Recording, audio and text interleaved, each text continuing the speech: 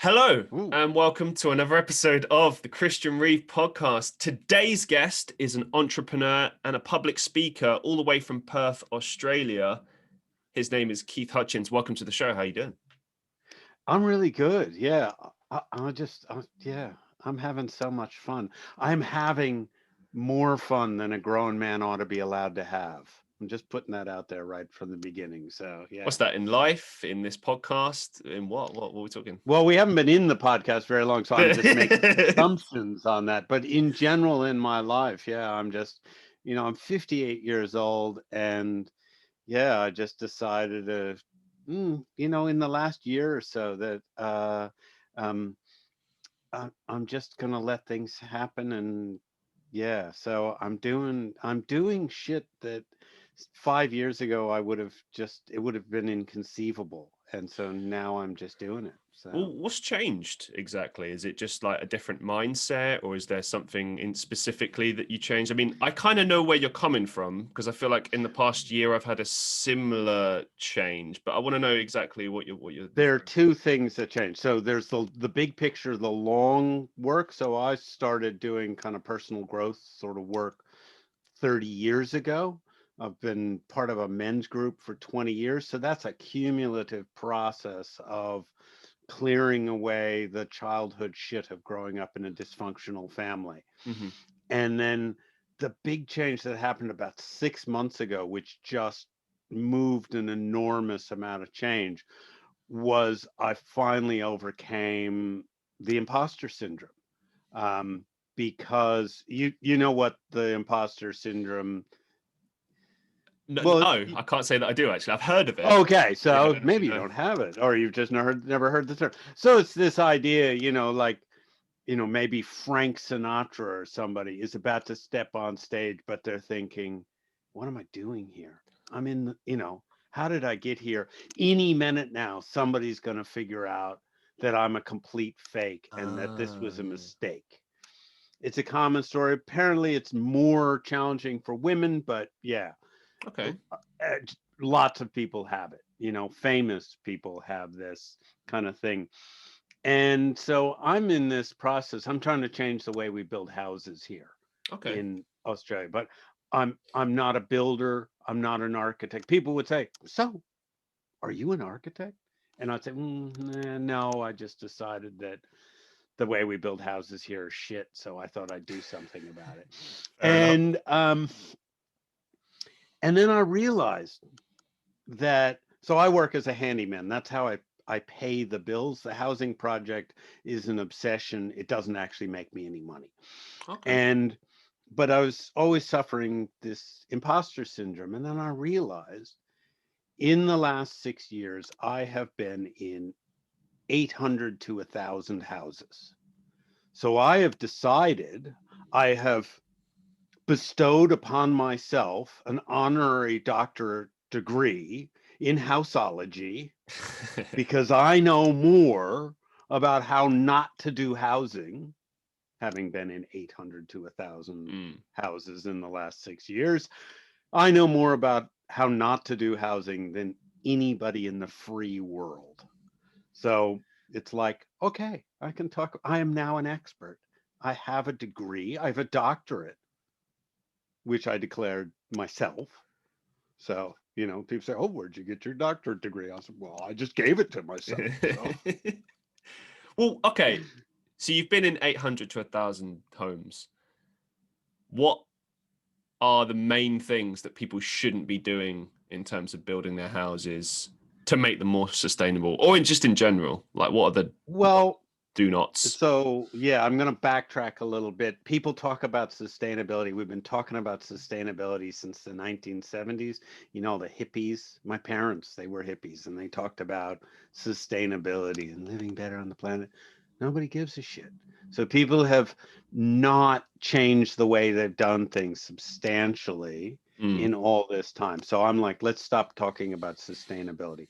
What we should be doing, which we have known how to do since the 1970s, is build our houses so that they're warm in the winter, they're cool in the summer, and they basically, if a well-designed house wouldn't require, or would require, minimal amounts of energy to keep it comfortable throughout the life of the home. Mm-hmm.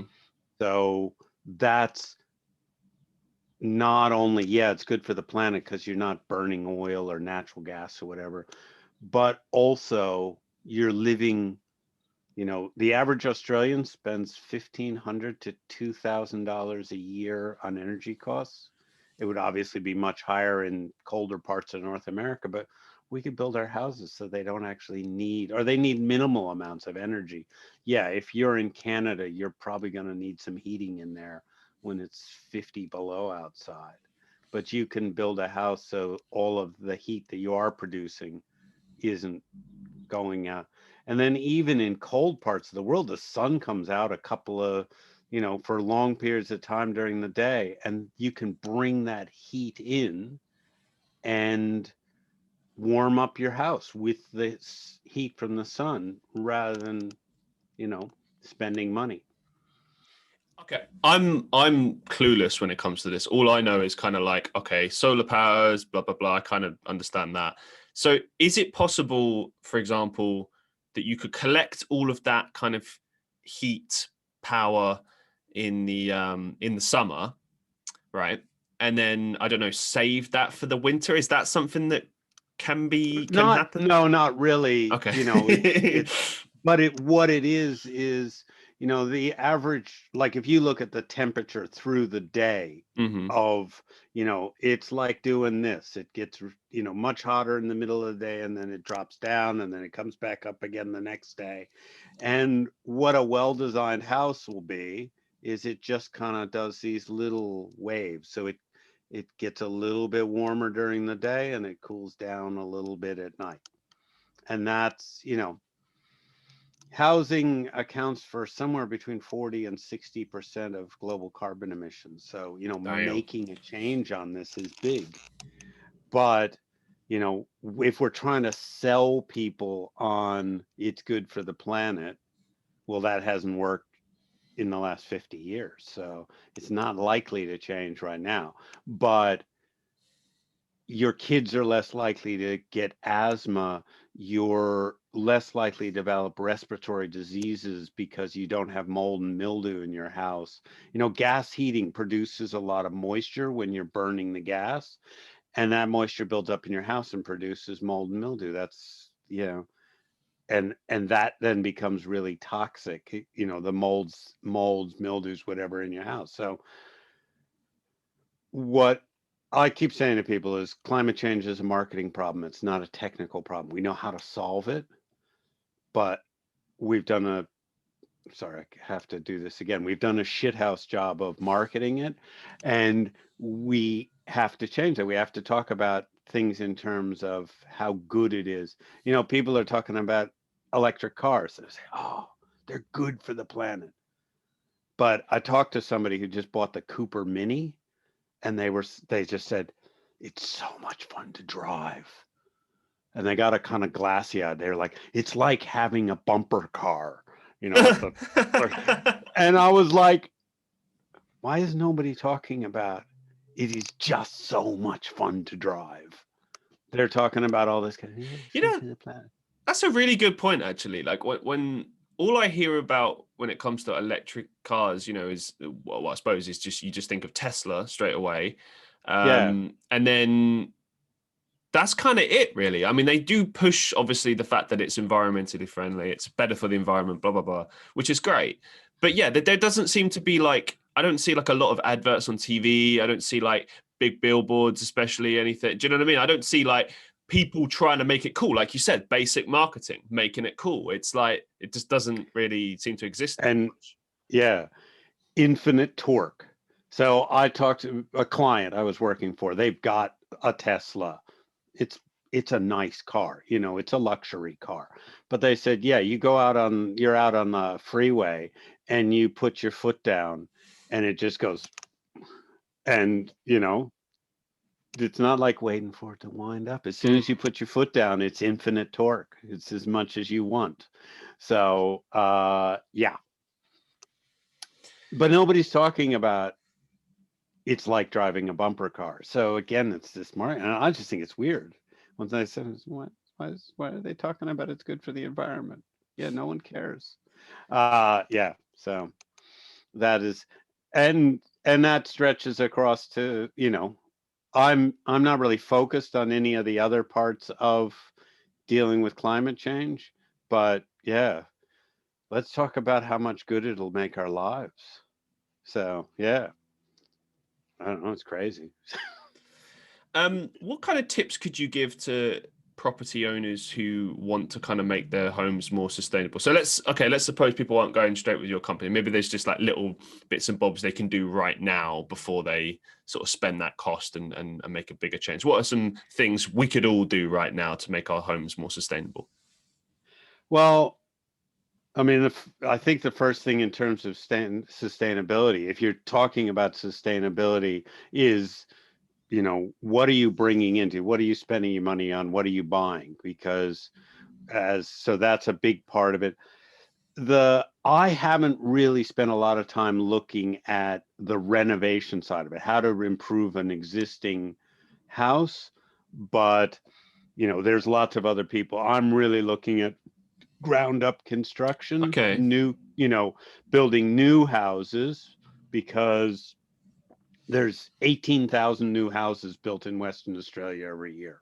That's a lot of houses. So I figure somebody's got to focus on changing the way those houses are built. Someone else can focus on the renovation, the existing houses. There's lots of those. So do you think it's better to maybe, like, if someone is looking to renovate their house versus just building from scratch, you'd sort of say it's just better to just build from scratch? Like, it's much easier that way. No, I don't think I would say that, because, one of the big things about climate change is embodied energy. It's how much energy is going into the building. But there comes to a point, I mean, we're in a house that was built in the 1960s. It has minimal insulation in the roof, no insulation in the walls. The house was built, it's not quite perfectly backwards. My neighbor's house is perfectly backwards. But it's got all the windows and the living areas on the west side. Here in Western Australia, the sun comes in the afternoon, and just our biggest issue is heat rather than cold. In Australia, we have more. So would it make sense to renovate it? Yeah, possibly. There's things we could do. I could put double glazing in on that the big lounge room windows on the western side, keep that sun out, or put like just shade sails. So a big thing in terms of keeping it cool, because you're in California, aren't you? No, I'm in the UK, in Oh, Manchester. right. I just made shit up. I do that. Yeah.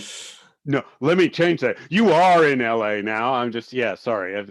Keith has spoken. You are now. You are now. You walk out the door and it's like, oh, how Man, did that happen? I'd take that. Yeah, Bit of yeah, sunshine, forget my worries, yeah. be in Bit of California. sunshine. Hell yeah. Yeah. So you're in the UK, so you're probably more dealing with cold, and you're wanting to get that sun in. Mm-hmm. So it's like there's scales of things. The first thing is, if you're in an older house, is getting some insulation in it. Like we're in a house, there's no insulation in the walls. So the bricks on the outside heat up, and then in the summer they just radiate that heat out through the night. And then, we just can't get enough heat into the house. Like, Right. we've got a wood fire, we'll Yeah. warm it. If the fire goes out, the house just turns into an ice box really quickly. So how do you get around that? Because I've actually lived in houses like that abroad, and obviously I would assume, because those houses were built very well, the heat was contained right up until the next morning. Yeah. But like, how do you get around that? Like, if you've got a house that, yeah, like the cold goes So if straight we after the were fire. Yeah, so if we were going to stay in this house, the first thing I'd do is put more insulation up into the roof. There's it's not blown cellulose, it's rock wool. It's like a crushed, and you can get that. They put little slices between the bricks and then blow it into the walls, and so that then fills that gap up with insulation. So there's lots of things you can do, and then like our main lounge room window. Again, our issue is heat rather than cold more. So it would be to replace that lounge room window with double glazing. Um, all of the windows in the house, because it was a badly built 1960s house because it was state housing, so all the windows are like warped and bowed and things. So I'd go through and replace all those windows with new windows, because the air just, you know, like if it's windy outside, it's just howling inside. All of our doors are leaky. So there's lots of, it's like steps of how much do you want to put into it. um, yeah, I mean, this house was so badly built. I would love to be able to afford to, well, basically knock it down and start again. But yeah, Do you think it's in your experience, is it very costly to, create a sustainable home, or is it something that you can do on a sort of a lower budget? Like, what's the cost the factor involved? the cost the cost of building is in the materials. Hmm. So like the basic frame of a house is just going to be based on the square meterage of the house, and it's going to cost the same whether it's a well-designed house or not. The cost that doing this, first of all, you're going to put a lot more insulation into the house, and more insulation than what's required by law. The building code, at least here in Australia, is a minimum, and it's pretty minimal. But then the if you want a house that's going to be comfortable, you're going to spend a little more on insulation. The other thing is design. The house has to be designed for the block, that, the piece of land that you're on, so that where it opens towards the prevailing breeze when in the summer, so you can get the cool air in the evening and flush the heat out. You want to get the sun in to the house, so you want your main living areas pointed towards where the sun is, so towards the equator. It gets backwards with the northern hemisphere and the southern hemisphere, so I don't want to talk about directions because I'll just confuse people. And myself, which is more dangerous. And but then at the same time, so the project home builders, the guys that they just go along with their cookie cutter and they stamp out the house, and so they save money because they've got one set of drawings. They've done the engineering for it. They know there's 2,776 drywall screws in it. Wow. So and there's 1,429.65. I don't know, I'm making shit up again. Board feet of timber. So that size. So they've got everything down to the dollar. And they've spread that cost of working, of the design and everything, over 100 or 1,000 different homes, which were built the same way. Where if you're building to, first of all, the specific piece of land that you're on, then there's going to be a cost in that, because it has to be designed, it has to be engineered for that. So that's going to add a little bit of cost, but it's not a huge amount. It costs, what? Let's just say it costs $150,000 to build a house, and you pay a building designer $2,000 or $3,000 to design the building. It's not a huge amount of money. The others, but at the same time, you're designing it for you. So like here, it's really hard to buy a house that's not a 3-bedroom house. Hmm. Okay. And I went and looked at this guy's house. He bought a house because he liked the area it was in, Yeah. but it's like 4-bedroom house. He's across 3 stories. I said, man, you've got a lot more house than you need here.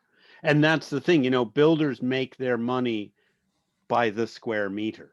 Right. So their marketing is to sell you a lot more house. And people say, well, housing affordability is a big issue, yada, yada, yada. Well, I don't need a theater room. Mm. Basically, the marketing is saying to you right now, Yeah. if you don't have 9 bathrooms and at least 3 theater rooms, I'm holding up 4 fingers, which tells you how good I am at counting. If you don't have at least 3 theater rooms, your children will end up drug addicts. Oh my God. Horrible. There is no gray area in there. 2 theater rooms, they're crimes against humanity. They're ending up there. And that's what the marketing is selling people on. And it's like, I don't know. So is it more expensive? Well, wipe out the theater room. The whole family, you'll find this hard to believe, but the whole family can sit together in the same room and watch the same movie. They don't have to be in 3 different parts of the house. We've lived in this house for 20 years. We have 1 toilet. There have been some traffic issues at times. We need some guy with like doot doot doot, but 2 toilets would be really nice. Yeah. But if you that's like a second bathroom in a house costs about $15,000 But it's essential though in some properties. Like, yeah, I'm currently house hunting at the moment or searching for a property, and now I'm just looking for a 1 bed. But I was looking at a lot of house shares, and every now and again you'd see like a 5-bedroom property with only 1 bathroom. And I'm like, absolutely not. You know what I mean? Like, just no.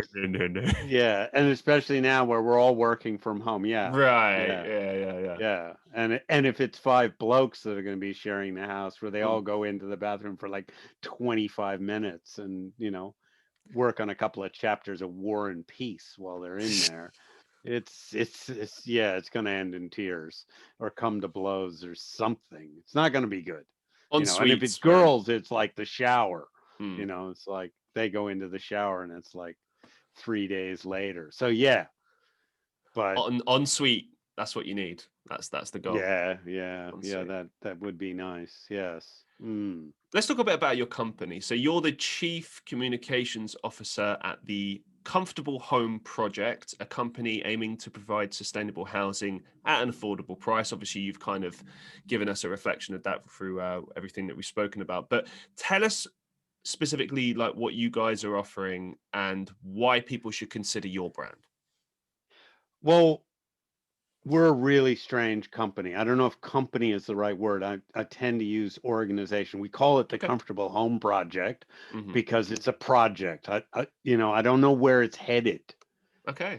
And we don't actually make any money from this project, which is very strange in and of itself, and is possibly a sign of mental illness on my part. People say, well, what do you do? Well, how do you make money from that? I said, I don't. It's an obsession. Is your goal to eventually make money from it? Or I would really like to make money. I'm trying to work out how to do that. Okay. Right now, the important thing for me is that we get the word out, that we change the way people are thinking about housing here in Australia, because it's being done so badly. So our emphasis at this point is letting people know that they have an option. So, what the future will hold, well, advertising on the site. I say to people, we are a marketing agency without any clients, because we don't actually.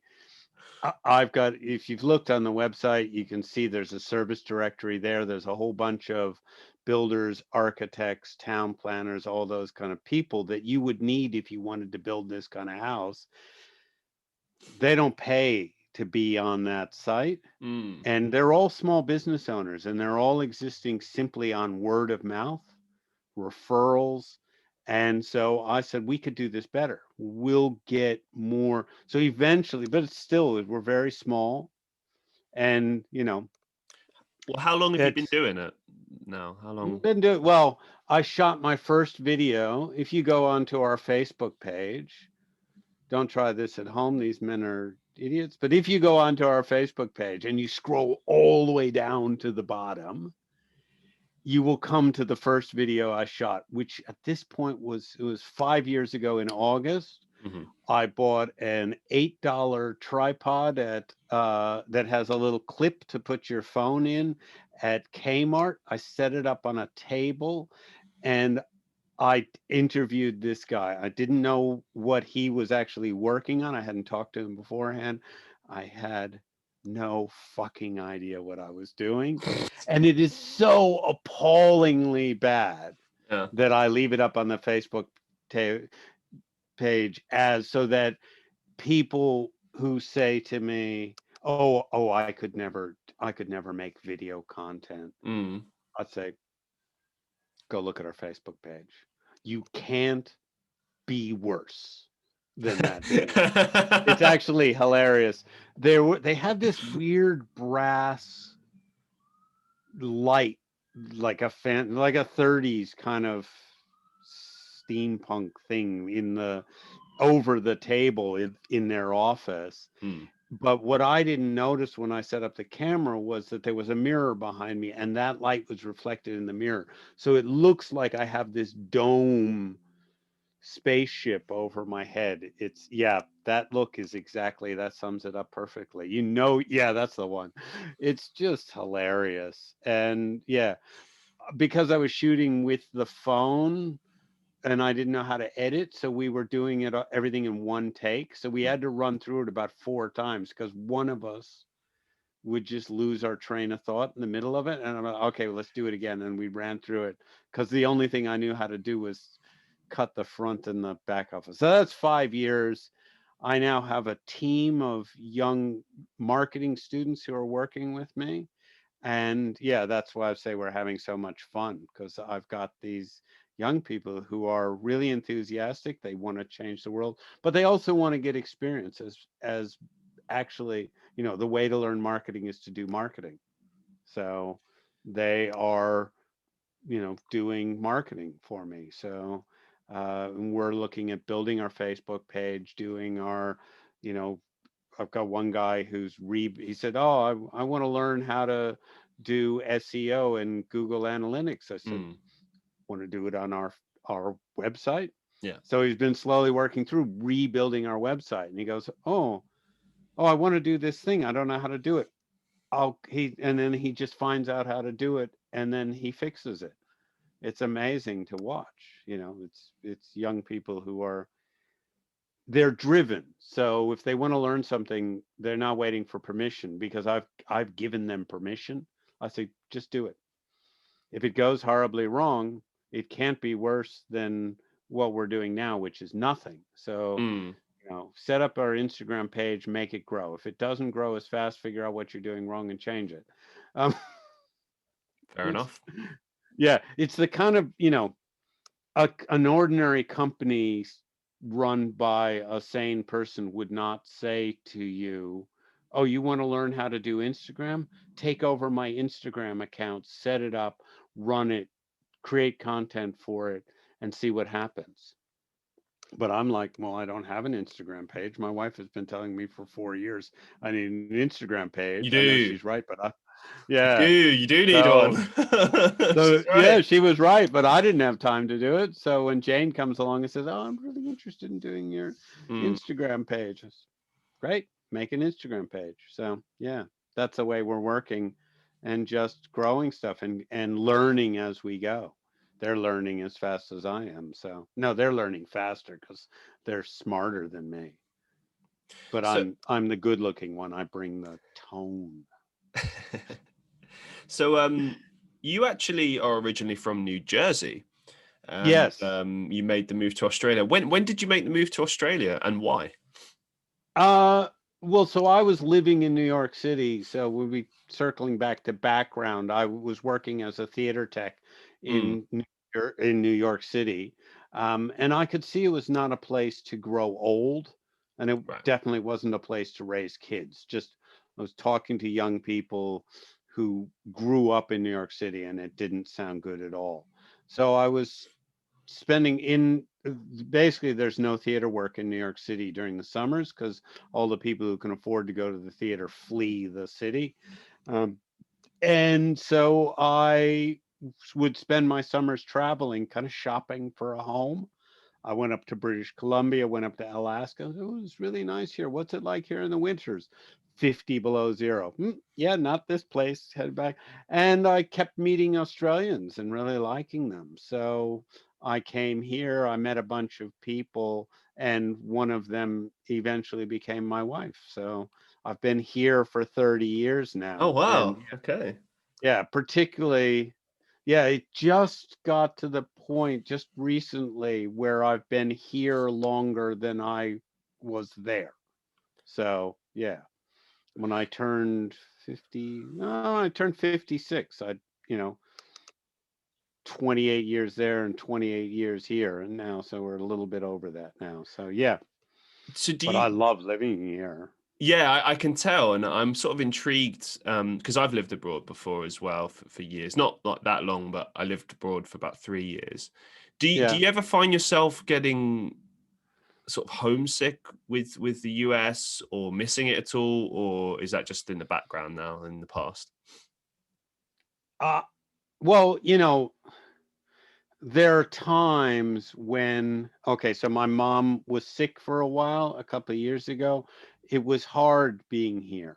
Right. My father's quite unwell now, and I'd really like to get back there and spend some time with him. He's kind of probably in his last year of life. So, you know, that's hard being so far away, and particularly with the, you know, the zombie apocalypse right now, getting back there is just not, you know, I'm trying to go through the process right Mm, now, and mhm, mhm. Australia is actually a very difficult place right now to get out of. Oh, right. So Okay. yeah, but the day-to-day living, I mean, particularly with America right now, between the kind of the tribalism of, you know, Democrats, and it just it just is nuts to me. And then the healthcare system, you know, America, just the health, like when I lived there, I left when I was 28. So, you know, it's like I didn't think about it because I was young, I was invincible, I never got Mm, sick. But now I'm here, I'm starting to get to an age, and it's like, oh, I've got that funny pain. What's that? I just go to a doctor, and the doctor says, you're just imagining shit, you hypochondriac. But they don't say that. I have a very good doctor. Um, but if I was in America, it's like, you know, my wife got sick while we were traveling in America. Fortunately, we had travel insurance because the emergency room bill came to $14,000. You know, it was wow. like a couple of days in the hospital. And the head doctor at that hospital was a family friend of my aunt and uncle. And so that was like the mate's rate price, which Yeah. they Wow. never expected to get because they didn't know that we, you know, they didn't know that we hadn't travel insurance. So they were, Mm, you know, looking after us because my aunt and uncle asked them to, mhm. but they never expected to see any money and they were going to write it off. And it's like, yeah, that was 3 4 days in the hospital, $14,000. That, yeah, it was just crazy. And yeah, so I'm so glad now, as somebody who's starting to get old, that it's like, you know, my mother-in-law had a heart attack a couple of weeks ago. She's feeling a bit funny. She's got some chest pains. She rings up the ambulance. They come off. They take her to the hospital. She spends 5 days in the hospital. What does it cost her? Well, it doesn't cost her anything. It cost my wife about $15 in parking.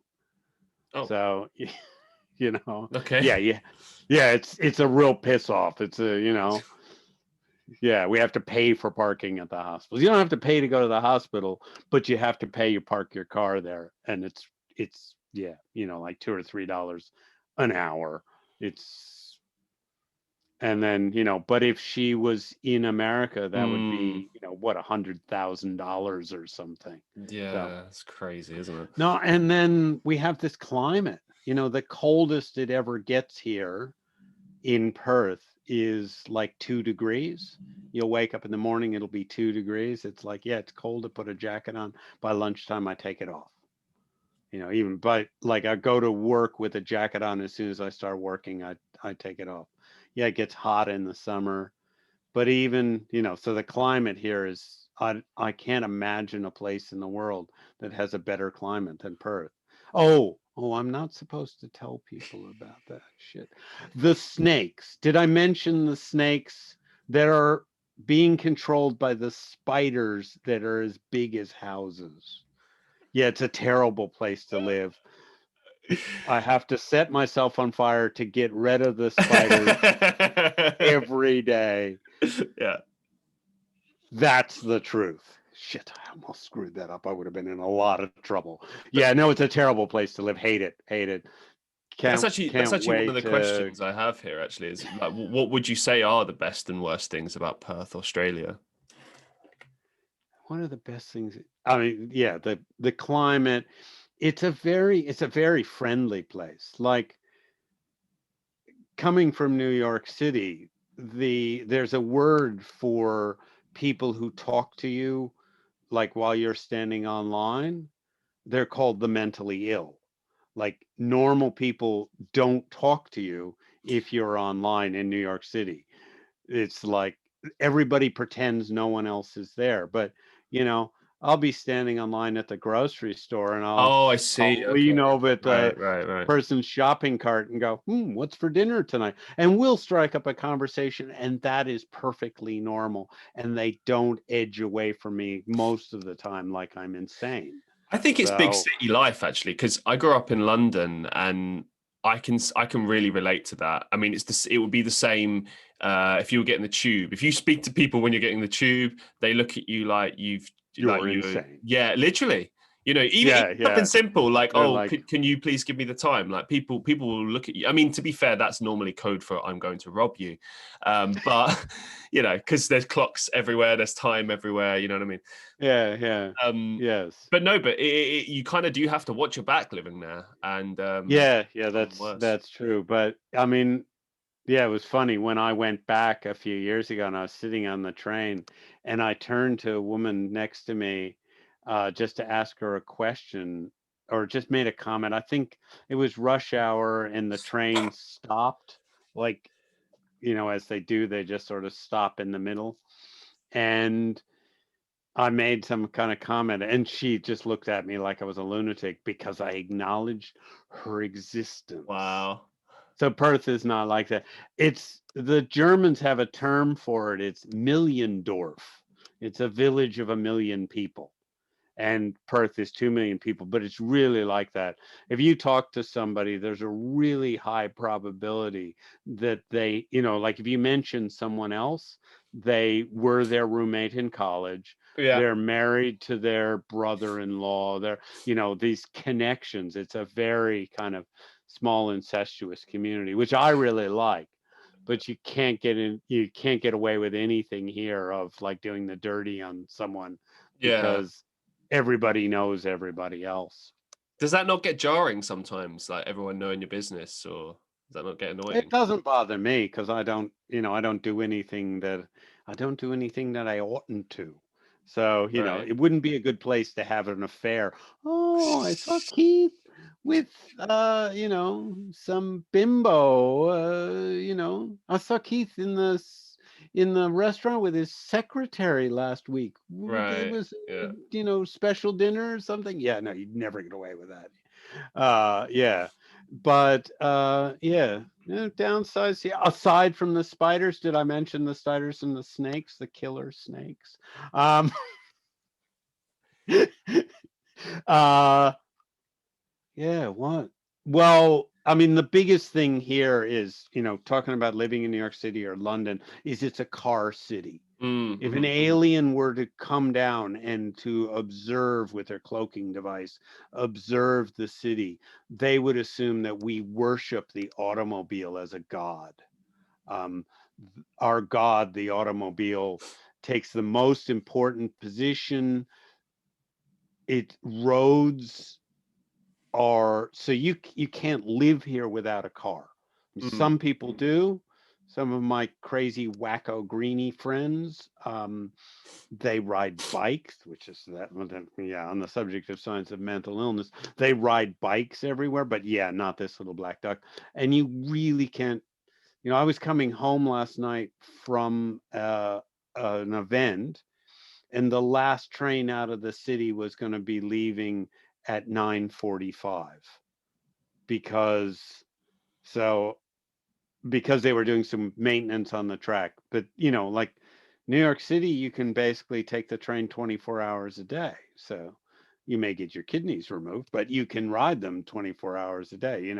It's so much of a 24-hour city, where here it's by midnight they've rolled up the sidewalks, and I mean, it's not that big a deal for me now.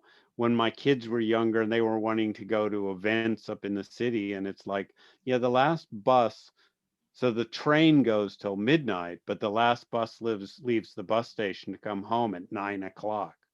So I would have to, yeah, 9 o'clock. So I would have to go to the bus station to pick them up when they wanted to come home at Mm. 10 o'clock. Wild, crazy people that they were. Um, yeah, it was like, so I had to stay up where, they were 17, 18. They were old enough that they could be up in the city, stay up there till midnight. But, this is long enough ago now, they would just grab an Uber home, but that wasn't an option then. And yeah, a taxi would have been $60 or $70 or something. So the car cityness of it and right now we're such a spread out city. To drive from Rockingham, which is probably, you'd think of the southernmost part of the city, to I can't even remember the most northern part of the greater Perth suburbs, would be a 3-hour drive or something. And it's not unusual to hear people with an hour and a half long commute, which Mm. means you're spending 3 hours a day in a car. So, yeah, the urban planning here was entirely done by uh, banks and property developers. So Perth is a wholly owned subsidiary of property developers. So what do they do? How do they make their living? They clear off blocks of land and plunk houses on them. And so they're like, yeah, let's do more of that. And so the city has just kept spreading further and further. So that's, it's a great place to live. But if you don't have a lot of money, then to buy a house, then you're buying a house someplace where you're going to end up spending 10 grand a year in the cost of commuting. So, yeah. And then, spending 3 hours a day sitting in traffic. Mm. So, yeah, as a city, yeah. And it's a hard place to make a living. Like, my son is a filmmaker, and so he's had to move to Melbourne. You there are some people making a living as a filmmaker here. If you want to be a musician, if you want to be a filmmaker, you basically have to leave the city. Mm. So, I want to drive a whole pack, you're good. If you want to drive a big truck, you can make a living as in the mining industry. But yeah, What's the pandemic like been in Australia? this is kind of embarrassing because it's been a piece of piss. We shut down the borders really early. Mm. We had a premiere that people were like wearing t-shirts. This is the head of the state government, and people are wearing t-shirts wanting to elect him as an emperor because he just said, we're closing everything. Perth has 3 ports, 5 international airports in all of like Western Australia. There are 5 international airports. Is it even, maybe it's 3 airports, and there's like 5 roads that come into the state. He just said, right, okay, nobody's coming in. And they closed all the borders. So there was a cruise ship that landed here really early that had a couple hundred people who'd all been exposed to it. They sent them off to Rottnest, which is an island about a 20-minute boat ride off of. So they emptied this boat with 400 or 500 people and dumped them out on a tourist island until they could fly them out. Wow. And so by July, we were basically back to normal, like social distancing. Yeah, but we had no community cases. We had a couple of months back, somebody came into they'd arrived here from somewhere else and then got sick while they were in the hotel. And somebody working in the hotel, because they're doing these hotel quarantines. Mm-hmm. And so they said, and he was working in the hotel and then working as an Uber driver. Oh, So right. he'd been all over. He'd been in like 30 different places. Yeah. They said, right, okay, we're going to shut down the city for 5 days. We went into a 5-day lockdown. Wow. And then at the end of that, it was just like, boom, business as usual. About a month back, we did a 3-day lockdown. Yeah, just didn't leave the house for 3 days. So, and that's it. So it's actually been kind of embarrassing because I listen to people. So I was talking to the young guy who built my website. He's up in Singapore, and it was just at the tail end of that 5-day lockdown. And I was carrying on like a pork chop about having to wear masks when I was outside. And he's like, we've been wearing masks anytime we're out of our house for the last 12 months. So, as you can imagine, I didn't get a lot of sympathy out of him for my terrible 5-day trauma. It varies though. Do you know, like here in Manchester, ever since the beginning of the pandemic, like people pretty much always wore masks inside. I mean, obviously now it's gotten a bit lax, but that's the expectation. But as far as being outside, pretty much no one wears them outside. Yeah. I mean, they did in the very beginning, and still people do sometimes wear them outside. My kind of rule was always like, if there's way too many people, I'll wear it. But I don't know. I feel a bit more relaxed now that I've had the vaccination twice. So it's kind of like, I don't know. It's always been a sort of a grey area, and we've been all over the place as far as lockdowns are concerned. We've been in and out of lockdown all the time, and most recently we've pushed back the date of freedom that we were supposed to have, which was going to be the 21st of June, and now it's like end of July or something. Oh, right. Yeah. Yeah. It's just so much, and when you look at the deaths per capita is, because you can say, oh, yeah, well, 500,000 people died in America. Yeah, but there's 300 million people in America. So right. it's not I saw one thing in the early days of, people having a go at President Trump saying, 6,000 people have died in America. Only 200 people have died in Germany. I'm making numbers up. I'm not sure what they were exactly, but it was around that kind of ratio. And I was like, yeah, those, it's not. Yeah, I know what you mean. Numbers mean nothing. Yeah. When you're comparing, I don't know, what is there, 60, 70 million people in Germany? It has to be proportionate to the entire population of the country. Yeah. But yeah, the kind of stupid stuff that I see coming out of America, where people are, getting into fights because someone wants to wear a mask. It's yeah, come on, it's pretty crazy. Yeah, so we haven't really had much of that. Somebody refused to wear a mask. The cops were really like, if you don't have a mask, we'll give you a mask. If you refuse to wear that mask, we will then arrest you. Oh. So, people were like, are the Nazis going to come making us wear these masks? And the premier just went, no, just don't be a dickhead.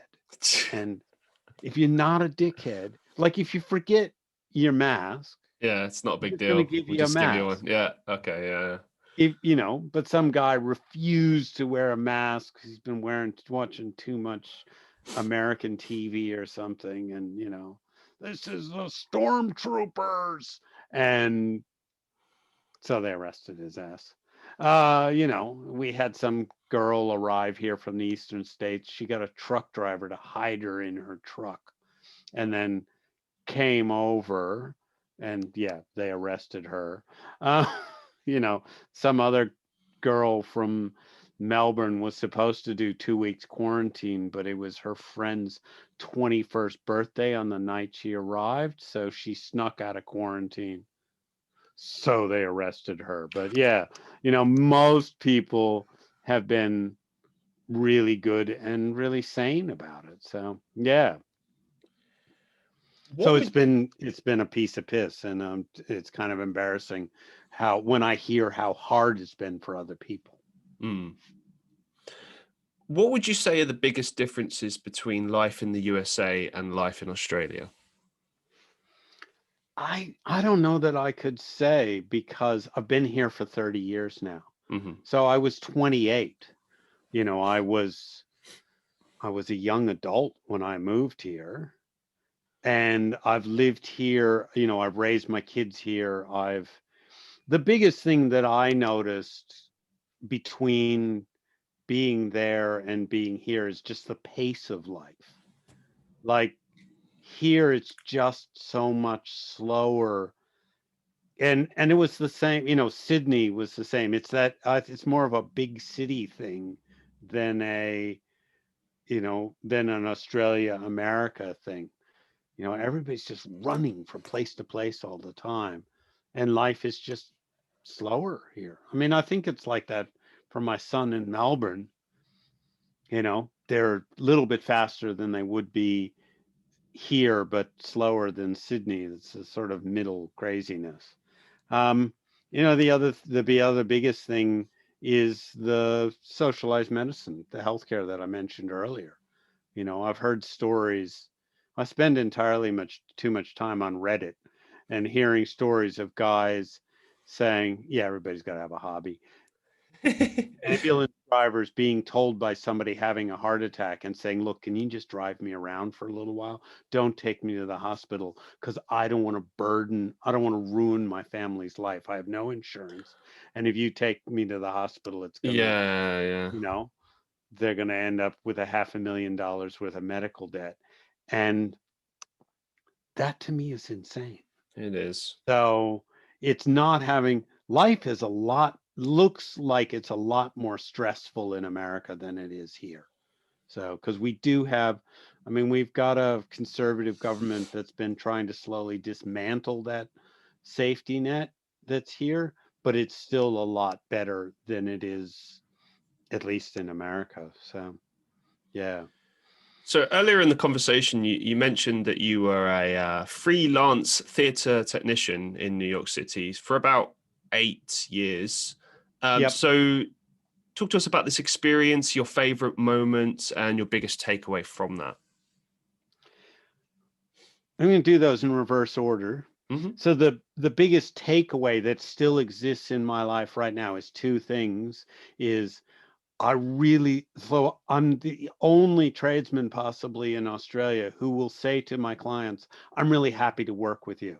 So you want to put flat pack furniture together? Let's do it together. It will be fun." I always say that. It will be fun. And you know, like I've painted the insides of houses with people, and it's like because the theater work, it was normal to work as a team. So I was a maintenance person for a school for a number of years. I ran busy bees for people, you know, and it was some woman would rock up and I'd say, "Well, what do you want to do?" And she's like, "Well, I'd have a list there." And I'd say, "Okay, here's the cordless drill. Here's what you're going to do. Here's the tools that you need." and and they were always a little bit amazed because it's like, "Well, I don't know how to do this." It's like, it's not that complicated. If I Mm. can do it, you can do it. If you can raise kids, you can do it. So, and then the other part of that is weekends mean nothing to me. People are like, "Oh yeah, it's Friday." It's like, Right. Yeah. I'd rather have a day off on a Monday when the bank is open, the shops are open, than to have a day off on a Saturday. So days, holidays, you know, sometimes my clients, I'll say, "Look, let's do this job on a Saturday." And they're like, "Oh, do you charge more for Saturdays?" It's like, "No, I'll just take a day off during the week. It'll be more fun." Um, you know, so that's kind of that. I loved being a freelance theater tech. Like, I didn't make a lot of money. There's a sort of cultural belief in the theater that you should be honored that they're letting you take part, being a part of the arts. Yeah. So it was not a great way to make a living. which is part of why I, was like, no, this is not a job I can do there for. I knew some guys who were older and were doing that work, and I was like, yeah, that doesn't look like fun at all. But at the time, 21 to 28, we were just having so much fun, It's like working one night, we were doing a bunch of rigging in a small theater in the West Village, and we decided to go out for coffee, but we've all got climbing harnesses on. So we go to the coffee shop with our climbing harnesses on because it was cool. I imagine everybody else just thought we were, like gay bondage people. But, I look at it in retrospective and I'm like, yeah, we were wankers, but we were having a lot of fun But we doing were it. cool wankers. We were cool. We were legends in our own minds, and that's what's important. Anybody else, actual cool people would have looked at us and gone, those guys are weird. Yeah, exactly. The sort of dog watching television look, the sort of head to the side, like, yeah. But yeah, we're just having a lot of fun, and going into places that you didn't, like I did a couple of parties at the Metropolitan Museum of Art. So we're in the Met at midnight, setting up lighting and stuff for a show. It was a lot of fun. I did a lot of work on fashion shows and things like that. The hours were weird.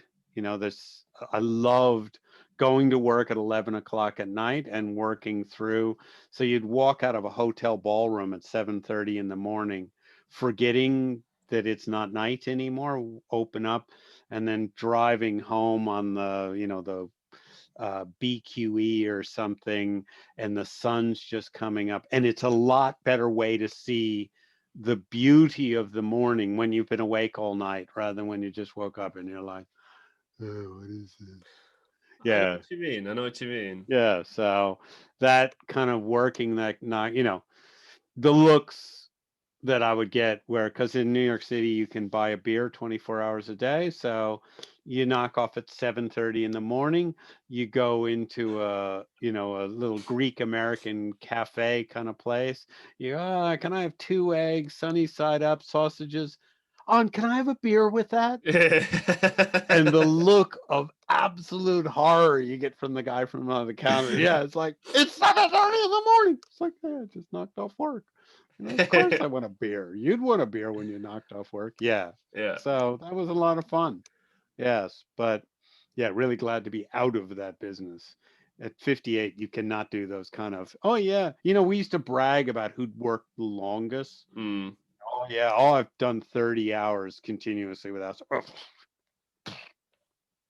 I honestly think night shifts are the worst. I've only done a few in my life. I used to work in a supermarket years ago, and I did it around sort of Christmas time, and it was good in the sense that I evaded the customers, and you could mm, just work from. I think I worked from like 8 or 9 at night and through till like 6, 7 a.m. the next morning, and you put your music in, you stack the shelves, do your thing, right?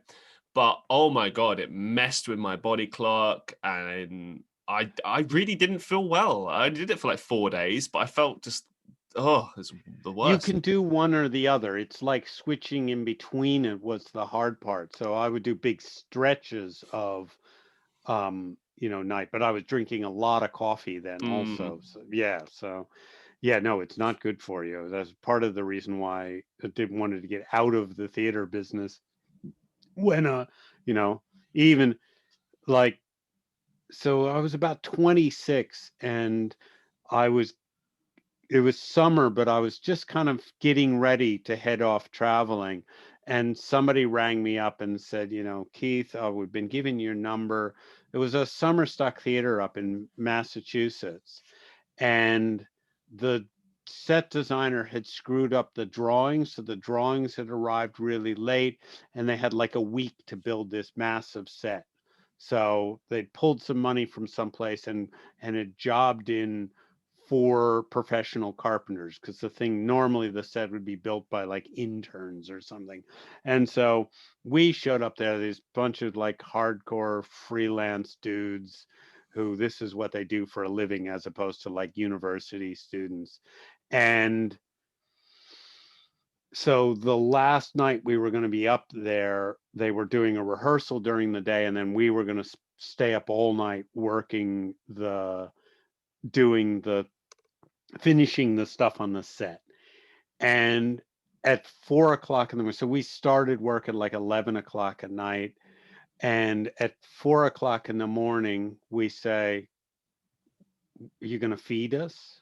Because like we've just worked all these hours. We need food." Yeah. And so we just sat down. We just said, "We are not doing any more work until you feed us." Yeah, right, exactly. Now, I was used to working what are called industrials, which is basically a theater presentation for a corporate thing. So we would do that, in a big hotel ballroom. And so at 4 o'clock in the morning, they would order us room service. And it was like, here's the menus, order anything, be reasonable. And, they'd feed us all. So finally so they had to get somebody out of bed because we were being such assholes. And and he came in with 3 boxes of Dunkin' Donuts. And I was like, What? "Donut? You brought us fucking donuts?" Wow. And I was really pissed off because it's like you're really tired and just pouring all that sugar in your body. Yeah. You're going to crash in an hour. But we ate them. We finished up. We were going to have to do. Felt like shit. But then I thought about it later, and I was like, 2 years before, I would have been like, "Donuts, yes." Yeah. So No, but I kind of, still think though, like if you've been working your ass off for like God knows how many hours, and then that's what gets brought. Like, yeah, you'd be grateful for anything, but at the same time, but when you're 21, it's like, yes, donuts. And when you're 26, 27, it's like, fucking donuts. I need some real human food. Yeah, that was, I suppose it's knowledge, isn't it? I suppose once you start knowledge. realizing, Yeah, exactly. like And then, but then also your body, it's like, at Mm. 21, it's like drink all night and then still slightly drunk, go to work and all that kind of stuff. You get to like 30 and the body goes, "Oh no, we're not going to be doing that again." I've already got to that point already. Yeah. I'm not even 30 yet. I'm 28, and I'd say for the past 2 or 3 years, I just can't do that anymore. The thought of having to work after drinking, and I don't even drink. I don't even get drunk. I don't know what it is. I get all of the worst parts of a hangover without the sickness. I just feel like drained, and I could only have maybe just 1 or 2 beers, and the next day. So I just don't drink, really, to be honest, because it's just not fun. You save so much money. Oh, that's and it. if you're doing your life right, I realized that later when I was, because I was probably a borderline alcoholic when I was living in New York City, because the theater is an alcoholic industry. Right. If you're not a candidate for AA, you can't actually work in that industry. It's like we would finish at 4 o'clock in the morning working on something and head to a bar and have drinks, even though we had to be back in the theater at 9 o'clock. That was normal. That was considered normal, sane behavior. But then, I got to, and to me, not doing that was inconceivable at that point. It's like, what? You don't want to come to the bar with us? What's wrong with you? There's something wrong with you, boy. There's something wrong with you, boy. You don't want to come get drunk at 4 o'clock in the morning when we have to be back here in 4 hours? That's really weird. And then, I did a whole bunch of like personal growth work, and then doing stuff like changing people's lives kind of stuff. And it's like, wow, holy shit. I'm having so much more fun than I ever did under the influence of alcohol or drugs or anything else. I know exactly when what I you tell mean. people, it's like we've done this really bizarre, strange thing, and it's so much fun. And it's, it's different to like getting. It's so different from getting pissed that person who's not doing this, like this right now. Here I'm talking to this some guy, weird guy from Manchester. Oh, it's like at that time to do that without a couple of beers would be, but then we'd be, talking about football or something. I don't Mm. know. I've never been into sports, but this kind of really surface level stuff where when you're sober, you can actually have a really deep, but, silly and mad conversation. And this is my idea of fun now. So, yeah. I must say I really do concur. Like for me, like after I'm done here today, in a couple of hours or an hour or so, I'll go and I'll live stream, right? Yeah. And I genuinely love to do that. And I get a lot of questions about what do I do in my spare time? I do this. I mean, because I love to do this. And I mean, I want to do this for a living. I have goals to be an actor, musician, podcaster, TV guy, you name it. But I do really love doing these things. And I think like you got to be passionate about what you do for a living. That's very important. We did a Facebook Live last week. Oh, cool. With with an architect. So I sat at a table with an architect and asked him questions. I had my filmmaker there. I had my social media strategist who's running the Facebook Live, feeding me questions. All right. And at the end, I say, and I had so much fun. And even though things were going wrong and we were having technical problems, I had to drive home twice because I forgot shit. And then I was like, oh, fuck, I don't have my webcam. That's not going to work. Drive home. Fortunately, home was only 5 minutes away and then back again.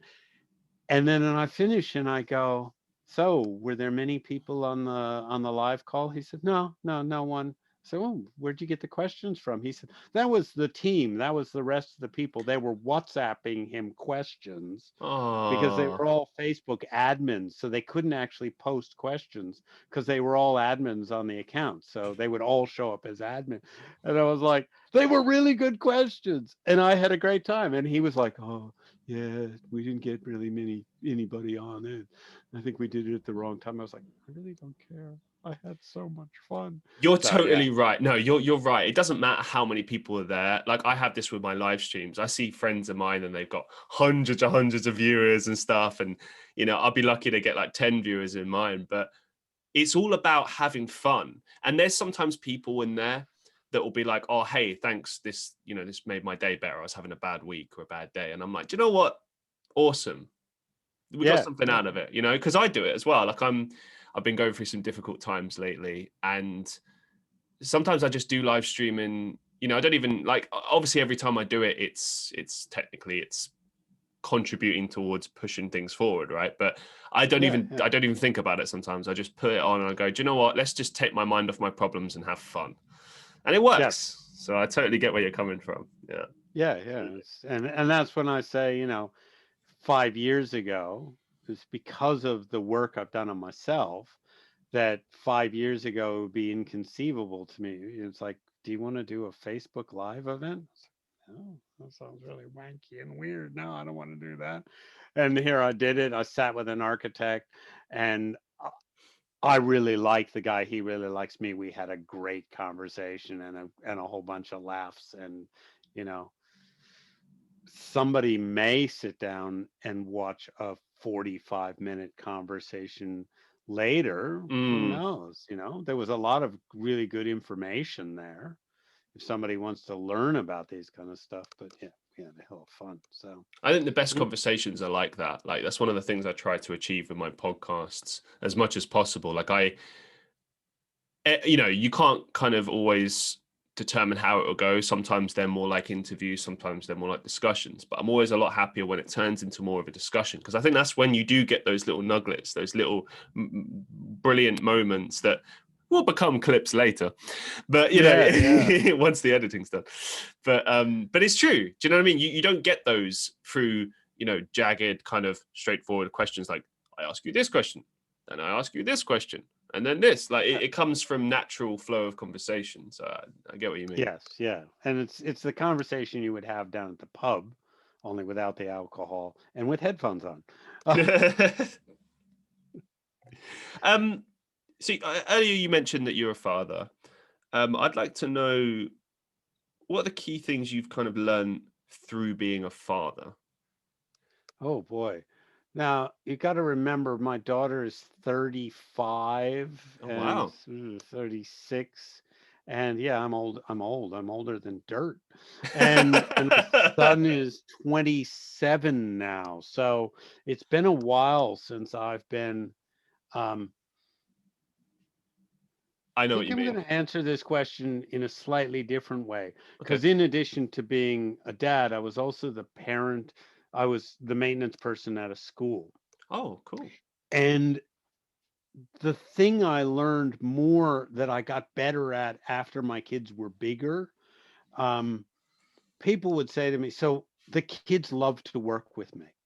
And I put the kids to work at the school, which people from America just couldn't believe. But anyway, um, and kids would come up to me after school and say, mom's in a meeting because is there anything I can do? And it's like, yeah, Oh, let's have some wow. fun. Let's go move desks. And their mothers would say,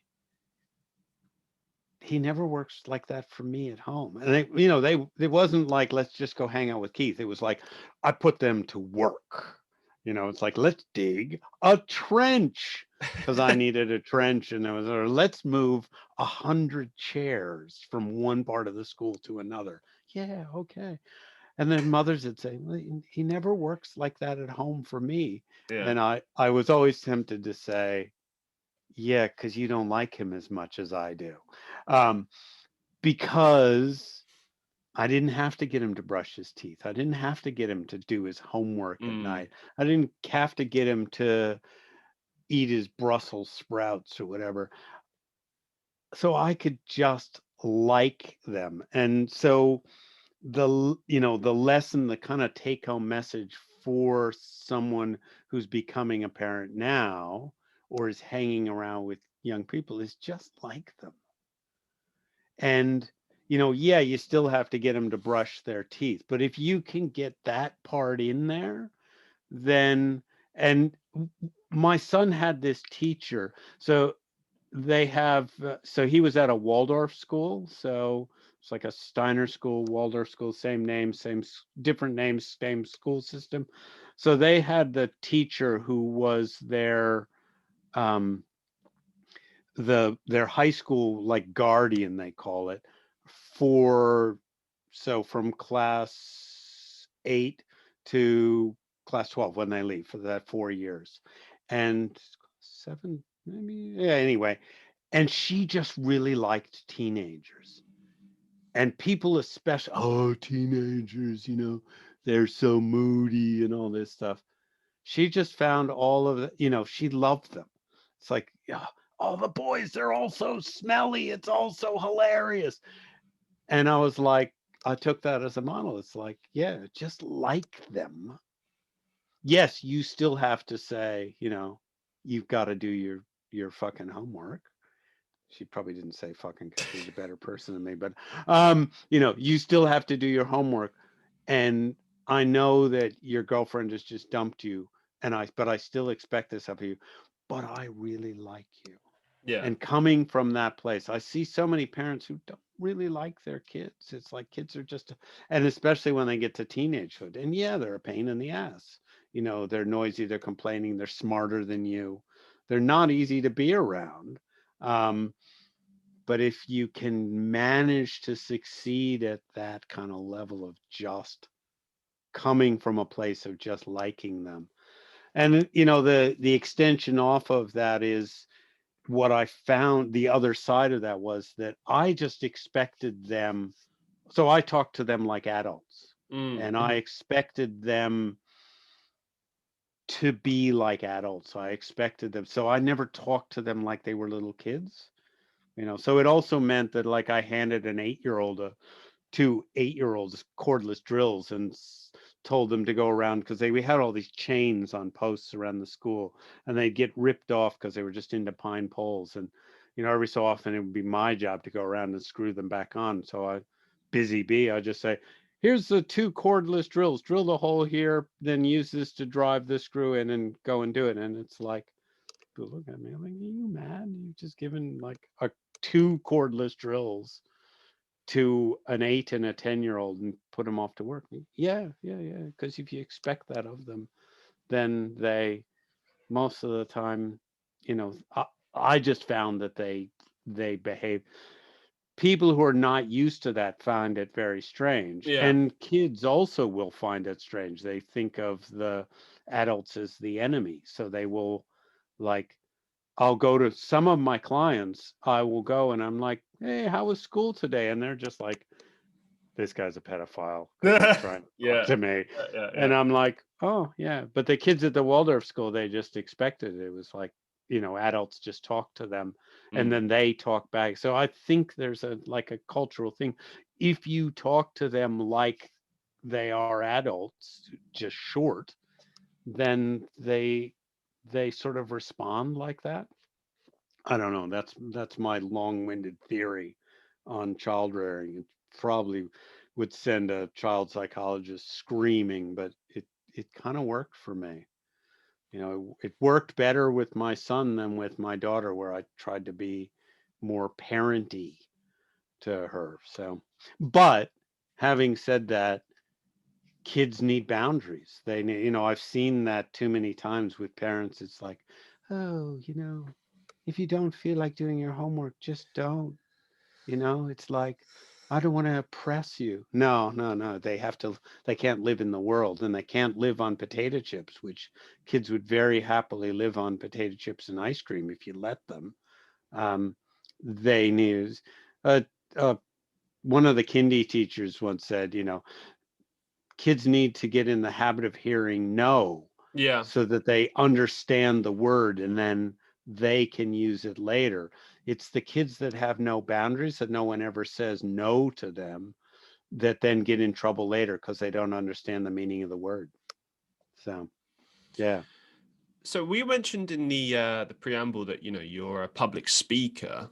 Talk to us about your work as a public speaker and what have been your biggest successes with public speaking.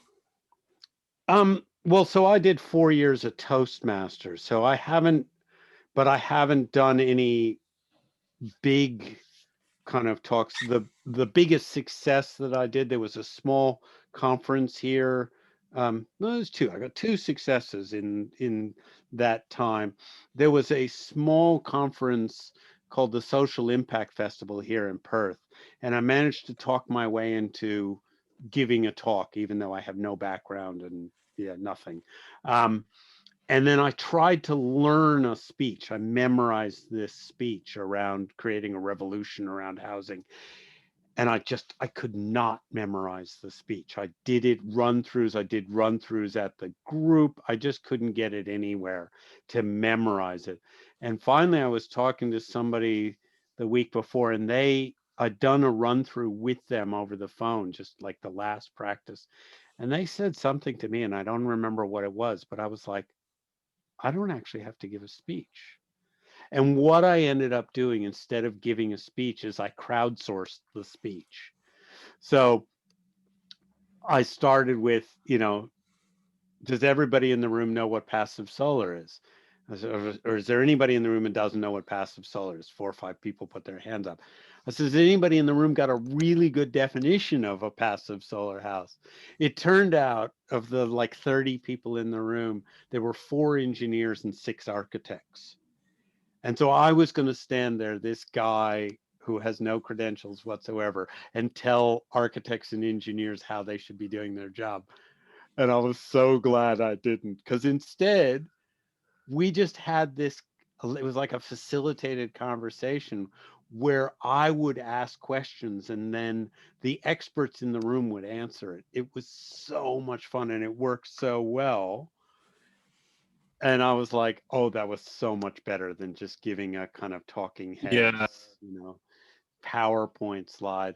And then just recently, there's a group of people that I'm working with they're running these kind of classes called Inspired Infill, which is about a lot of the houses built in the 50s and 60s here had these big blocks with the house sitting at the front and then a big backyard.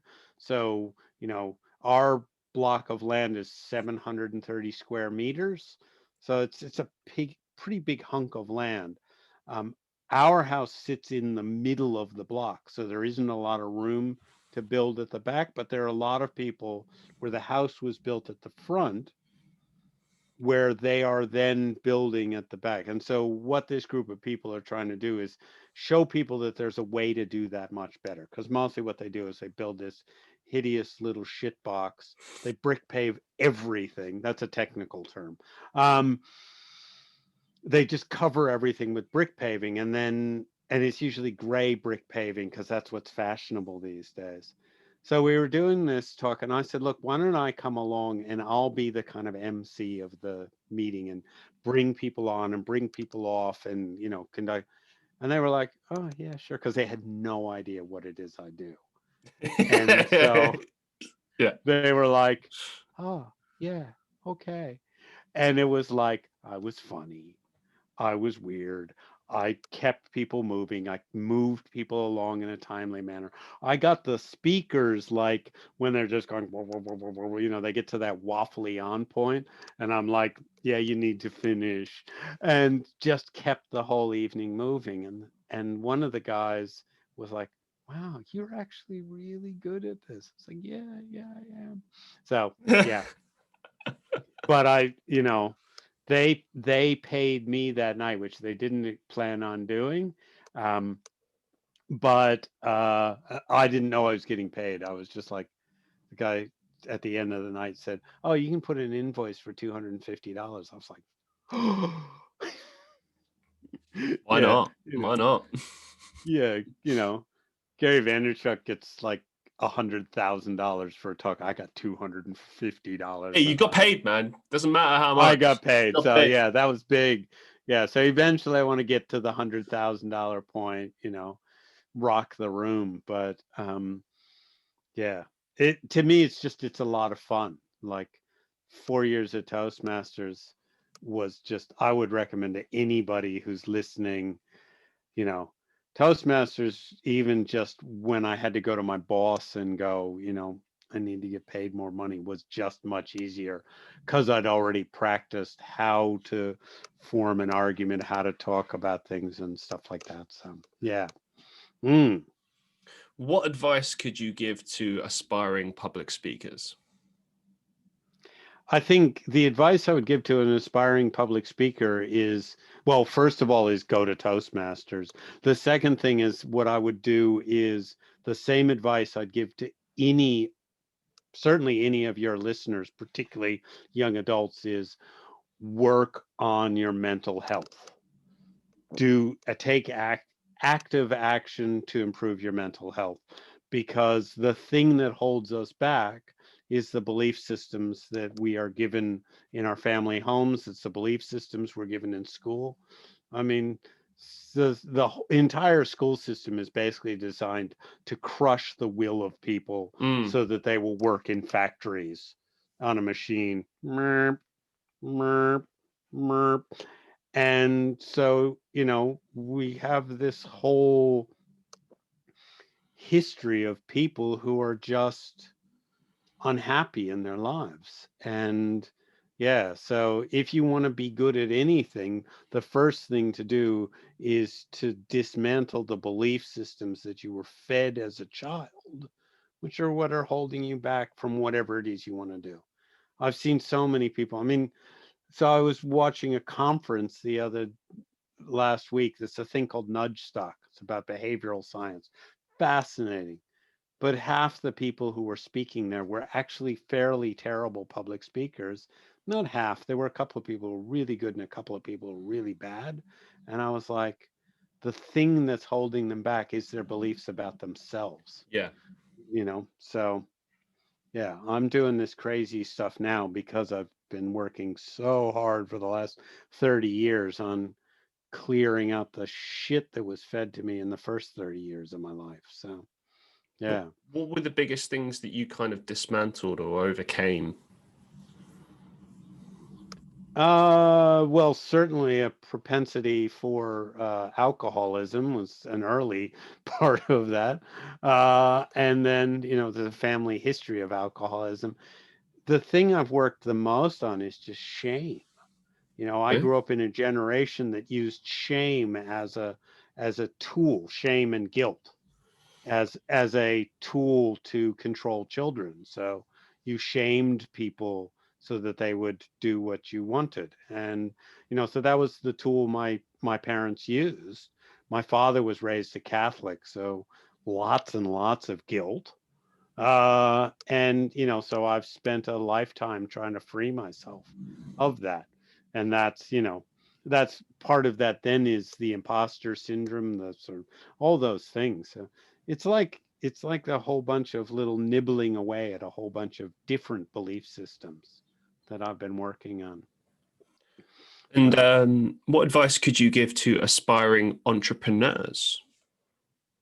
I think I'd give the same advice. Again, oftentimes what I see is that people are their own worst enemies, that they're either, if they're working with a group of people, if you're the boss, but you're carrying around a whole bunch of baggage, that just gets in the way of dealing with everybody else. So it's like, and all the, one of the consistent things that comes out of interviews with the biggest names of, um, in business or whatever, the Bezos and all the Gates, is that they all have some kind of meditation practice. Mm, And mhm, I've mhm. tried to get into meditation. I've never succeeded at it. But if you can do it, I think it's a fantastic thing. But you've got to be doing something to actively be improving your mental health. Lots of people are going to gyms these days to improve their physical health, but it's only just starting to be a cultural thing that you need to put as much time into your mental health as your physical health. So, and No. I would add to that is don't watch the news because Oh that's just, yeah. No, no, no, no, no, no. Worst thing you could do. yeah, Um, yeah, I have another question. I feel like you've already kind of answered this, but I don't know. I always ask we'll my circle guests back. I don't this. care. It's my Yeah. favorite question to ask my guest. Well, we can't not do it then, can we? What is the biggest life lesson that you've learned so far? Biggest life lesson. Ooh. I think the thing for me that just pops into my head is the biggest lesson has also been my biggest challenge is learning to love. Um, I've been married for 30 years now. It's been a lot of work. We both come from families that were pretty profoundly dysfunctional, and both of our parents really loathed each other. It Mm, wasn't just like, sorry, I can't hang out with you. It was like a deep loathing. They both kind of overcame that in both families, near the end of their lives. But, um, that was so opening up my heart, allowing myself to both love and be loved was my biggest challenge, and in many ways has been my biggest success. So, yeah, still working at that one. So, yeah, and then just having more fun than ever. So, any advice you could give to people about making a marriage last that long? Congratulations, by the oh way. god, oh god, no, I don't think I'd go down that road. Yeah, that would just be, yeah. Um, no, I'm not gonna do that. No, that's No because problem, no problem. we've just really just bumbled along and somehow have gotten here. I don't know. It's uh yeah. Fair enough. Don't No, fair enough. don't I think what I would say is don't marry a lunatic ex-alcoholic, recovering alcoholic. Yeah, don't marry me as the first choice. But yeah, so you know but my wife is one of the few people on the planet who understands my sense of humor. So I suppose importantly in that it'd be find somebody to make you laugh. So I can make her laugh. She can make me laugh. Yeah. We do have a lot of fun together. Yeah. Awesome. So, Yeah. As we draw things to a close for today, do you have any final thoughts or some upcoming projects that you'd like to share with our listeners? Well, I'd really love people to, even though you're in England, for them to look at our website, the comfortablehomeproject.com.au. There's a contact us page on there if they have any comments about it, any thoughts. Yeah, to think about, and I'd like people to think about what they can do to solve climate change, because I see it as when the people lead, the leaders will follow. So I think we all have to be driving that, and it should be, if we do everything that we know how to do, we will bring in a golden age. This is not like you have to do all this stuff and then we will go bang rocks together in a cave, which is what the fossil fuel industry wants us to think. So go and do it, change the world, and have a lot of fun in the process and make the world a better place. So, yeah. I want to say a massive thank you for being on the show, Keith. It's been an absolute pleasure. And yeah, I've really enjoyed this. And I know that our listeners are going to enjoy this too. So yeah, just massive thank you. Yeah, cool. And, if it comes out of people having questions, they're more than welcome to, you can shoot questions through me, find the email address on the website. If people have more questions, and if any of your friends have a podcast, I'll be a guest on there too. I love this shit. Yeah, cool. Okay, thanks very much. This has been a hill of fun. And yeah, we'll do it again sometime. My Yeah. pleasure. And thank you, everyone listening to the Christian Reeve podcast. Be safe, be well, and I'll see you in the next one.